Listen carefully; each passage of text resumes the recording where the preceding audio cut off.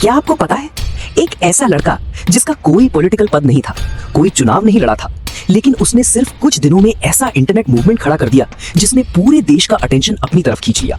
नाम अभिजीत दिपके। पुणे से जर्नलिज्म पढ़ने वाला एक आम युवा जो बाद में हायर स्टडीज के लिए अमेरिका चला गया। उसने बॉस्टन यूनिवर्सिटी से पब्लिक रिलेशंस में मास्टर्स डिग्री पूरी की, लेकिन उसकी असली ताकत डिग्री नहीं थी।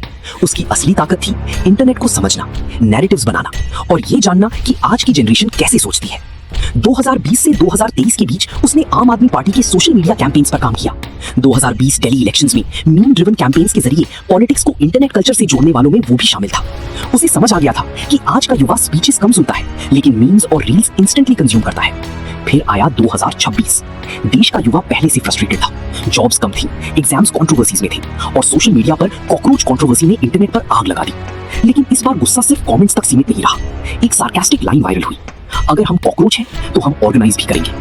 और यहीं से जन्म हुआ कॉकरोच जनता पार्टी का। शुरुआत में लोगों ने इसे मजाक समझा, एक मीम पेज, एक इंटरनेट जोक। लेकिन फिर कुछ ऐसा हुआ जिसने सबको शॉक कर दिया। सिर्फ 5 दिनों में इस मूवमेंट का इंस्टाग्राम अकाउंट 11.9 मिलियन फॉलोअर्स पार कर गया। इतने फॉलोअर्स कि सोशल मीडिया पॉपुलैरिटी में इसने भारतीय जनता पार्टी को भी पीछे छोड़ दिया। और तभी इंटरनेट पर एक सवाल गूंजने लगा, आखिर ये अभिजीत दीपके है कौन, जिसने कुछ दिनों में वो अटेंशन हासिल कर लिया जो बड़ी बड़ी पॉलिटिकल पार्टी सालों में बनाती है। लेकिन इसके साथ एक डेंजरस डिबेट भी शुरू हुई, क्योंकि आज कई इन्फ्लुएंसर्स और क्रिएटर्स विदेशों में बैठकर भारत के पॉलिटिकल इश्यूज पर वीडियोस बना रहे हैं। कोई जर्मनी से सरकार पर सवाल उठा रहा है, कोई यूनाइटेड स्टेट्स में बैठकर सिस्टम के खिलाफ बोल रहा है, तो कोई ऑस्ट्रेलिया से युवाओं को प्रोटेस्ट के लिए इंस्पायर कर रहा है। कुछ लोग कहते हैं विदेश में सुरक्षित रहकर भारत के युवाओं को सड़क पर उतरने के लिए कहना आसान है, लेकिन कॉन्सिक्वेंसेस यहाँ के स्टूडेंट्स और फैमिलीज को झेलने पड़ते हैं। वहीं दूसरी तरफ कई लोग इसे लोकतंत्र और फ्रीडम ऑफ एक्सप्रेशन का हिस्सा मानते हैं। उनका कहना है कि दुनिया के किसी भी कोने में रहने वाला भारतीय अपने देश के मुद्दों पर राय रख सकता है।